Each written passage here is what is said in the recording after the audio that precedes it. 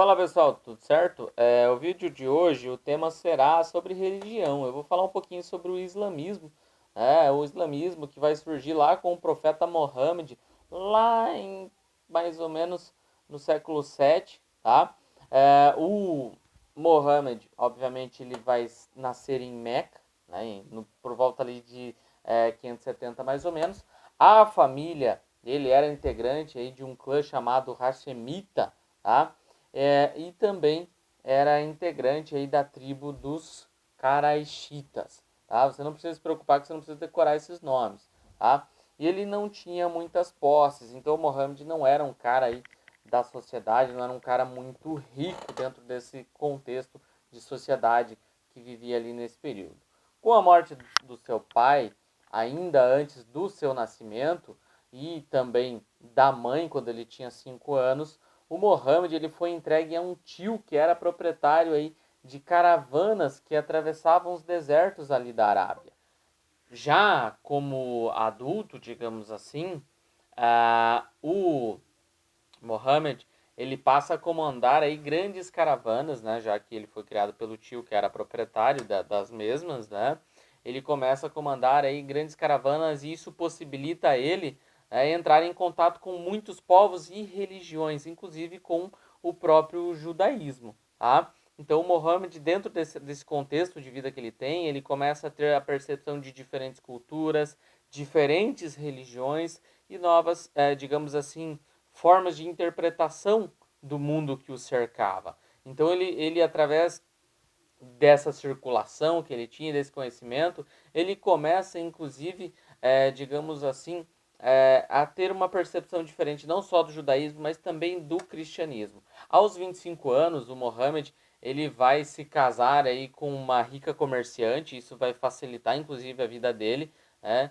E essa comerciante vai se chamar aí Khadija, e quando o Mohammed ele completa 40 anos, ele afirma que ele tem visões aí do anjo Gabriel, tá?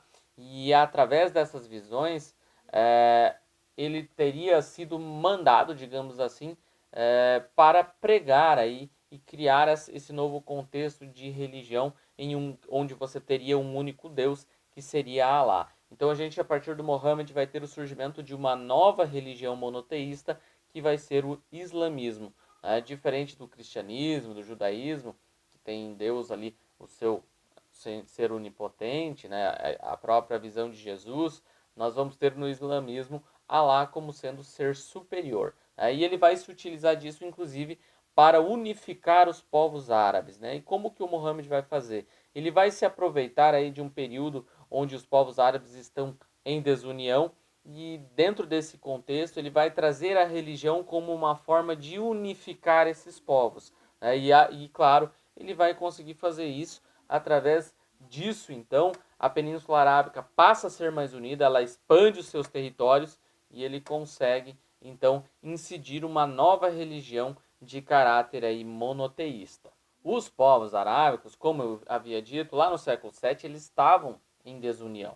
O Mohammed ele inicia suas pregações de submissão a Alá, digamos assim, ele passa essa ideia de submissão a Alá na cidade de Meca, né? E essa cidade ela havia prosperado como um centro comercial e religioso dentro da Península Arábica. Segundo o Mohammed, o mundo chegaria ao fim e Deus viria e julgaria todas as pessoas. De acordo com as ações, né, desse indivíduo, ele teria, digamos assim, o perdão de Deus ou não. Então, basicamente, Deus viria, julgaria todo mundo, os prazeres do céu, as dores do inferno seriam apresentadas de acordo com a submissão dos indivíduos a Deus. Então, aquele que se submetesse, digamos assim, à vontade de Deus, ele teria o perdão e subiria, digamos assim, aos céus com Alá. Tá? Eles poderiam contar, então, com a misericórdia do julgamento, digamos assim.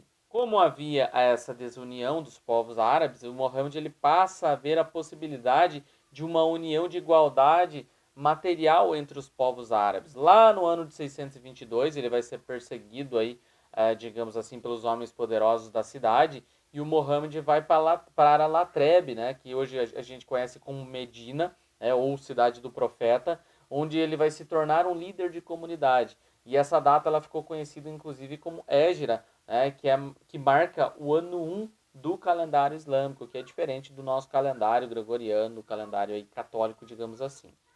Em 630, depois de uma série de conflitos armados, o Mohammed ele vai retornar aí para Meca com o apoio da maior parte da população, vai assumir a liderança religiosa e política dos povos árabes e a partir dessa união, inclusive, vai favorecer a expansão do território. Quando Mohammed falece, lá em 632, apenas 10 anos depois das suas pregações, após o início das suas pregações, digamos assim, os povos que habitavam a Península Arábica já estavam convertidos à fé islâmica e por causa do islamismo, a própria península acaba, digamos assim, tendo um governo centralizado e promovendo, inclusive, uma expansão territorial, graças às ações aí do Mohammed, digamos assim. Então, essa é a importância do profeta Mohammed dentro da construção da religião islâmica. Então, através de uma visão do anjo Gabriel, ele recebe, digamos assim, a notificação de que ele deve professar a fé islâmica em um único Deus, que seria Allah, dando origem, então, a mais uma religião, digamos assim, monoteísta dentro da sociedade ali, mais especificamente no Oriente Médio. Hoje a gente sabe que o islamismo está distribuído aí por todo o território mundial, em todos os locais. Hoje você já tem pessoas que aderiram à religião islâmica. Então, pessoal, em resumo, o Mohammed ele vai estabelecer uma nova forma de religião, como eu já mencionei, que é o islamismo, que se baseia em um único Deus, é uma religião monoteísta, que seria Allah, tá? Depois das pregações aí do profeta Mohammed, as suas escritas, todas as suas informações tiveram que ser reunidas e deram origem ao Alcorão e ao Corão, que são não só algo religioso, mas também algo político, porque até mesmo formas de comportamento, digamos assim, são ditadas ali dentro. Tá? Uma questão interessante é que o Alcorão ele se apresenta muitas vezes como uma forma de discernimento entre a verdade e o erro. Isso para aqueles que professam a cultura islâmica, a religião islâmica. Um aspecto interessante é que esse culto religioso, que é o islamismo, ele apresenta, digamos assim, uma forma de compreensão muito simplificada, o que favoreceu a muitos árabes a aderirem a esse culto religioso. Tá? Um outro aspecto interessante, algo que eu acho que inclusive é uma curiosidade, é que a escrita do Alcorão ela se deu em dialetos aí, árabes, mas com características de poesia, digamos assim.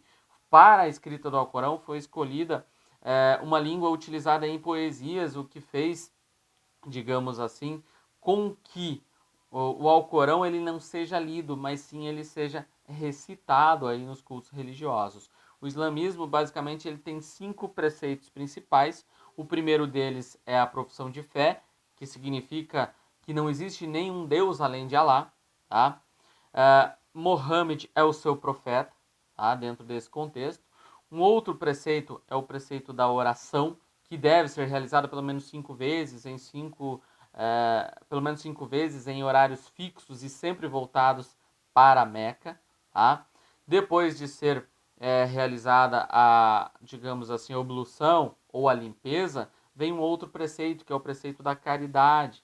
Tá? Esse preceito da caridade ele se dá em favor aí dos necessitados. Temos também o mês do Ramadã, que é um mês aí onde se faz um jejum, tá? E ele é realizado no 9º mês aí do calendário islâmico, que é um calendário lunar, inclusive. Dentro do jejum do Ramadã, aqueles que são enfermos e as mulheres grávidas não precisam fazer esse jejum por conta da sua própria condição, tá? E temos um outro preceito que é a peregrinação à Meca. Ao menos uma vez na vida, para quem tiver recursos financeiros e condições físicas, o indivíduo deve peregrinar até Meca.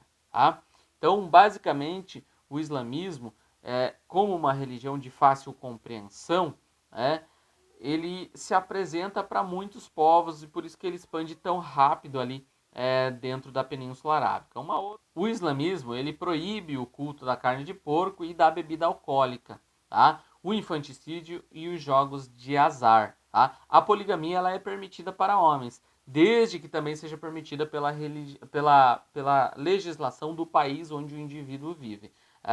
Uma outra característica do islamismo é a idolatria a imagens que não faz parte da fé muçulmana. Tá? Então esse é um breve resumo aí do islamismo, eu espero que tenha ficado claro. Se ficou alguma dúvida, deixe nos comentários. Por enquanto era isso. Valeu, falou!